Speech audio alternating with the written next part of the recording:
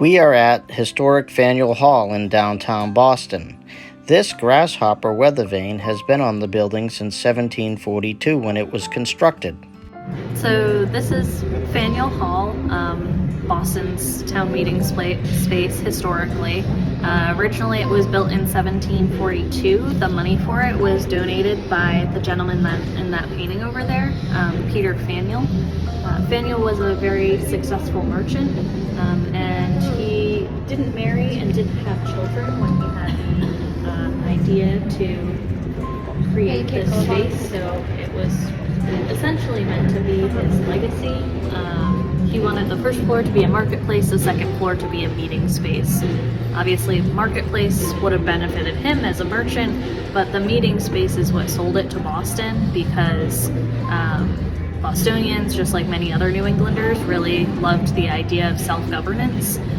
So they created the building. It was completed in 1742, and it was the space for, as I said, town meeting.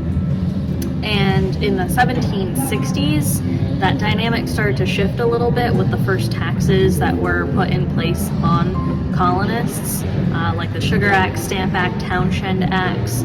A lot of people think that the reason that colonists protested these taxes was because they didn't want to pay the taxes, but Bostonians actually had the highest self-imposed tax rates of the colonies, or at least some of the colonies.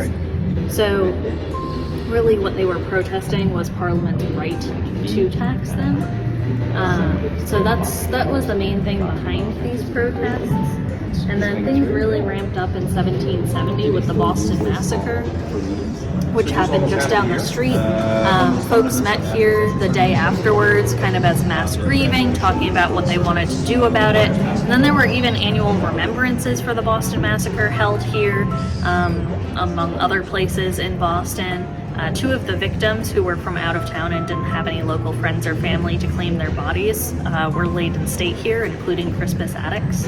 And then probably most famously, the Boston Tea Party was partially planned here at Faneuil Hall, which really set the ball rolling for the eventual physical outbreak of the American Revolution as the Revolutionary War. But this place, even after the American Revolution, there were many activists who spoke here, Frederick Douglass being one, well known for being an abolitionist, but also supporter of women's rights.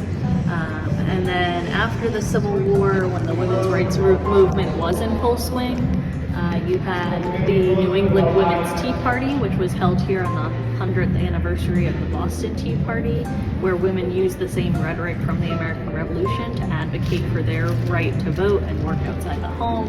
And in Lucy Stone's case, she was one of the first people to advocate that women shouldn't have to change their name when they got married, which is kind of interesting. And even into the 20th century, you had civil rights meetings held here, protesting de facto segregation here in Boston. And you also had a series of gay and lesbian town meetings advocating for LGBTQ plus rights in the 1970s and 1980s. And the hall is still used today.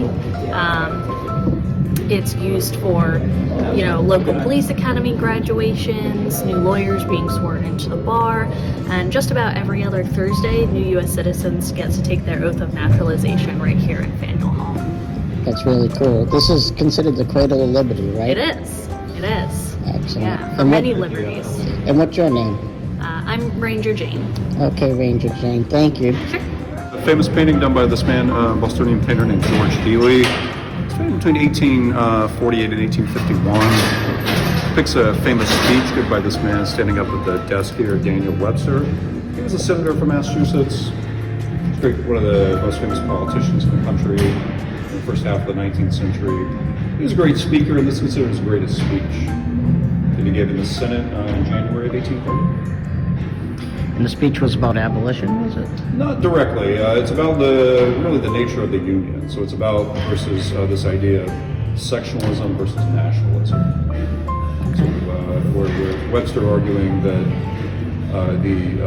the Union should be preserved over sectional interests. At the time, the southern bloc of states are their sectional interest, their argument is in opposition to the tariff of 1828. But of course, they're looking at protecting their institutions, as they call it, or slavery. So Webster's not an abolitionist, never really is, or never is at all. His goal is preservation of the Union. But this is sort of the part of the larger argument that eventually leads to the Civil War. Gotcha. And what's your name? Will. All right, well, thank you. Special thanks to Ranger Will and Ranger Jane for taking us through the Cradle of Liberty, where the first debates of the American Revolution were held.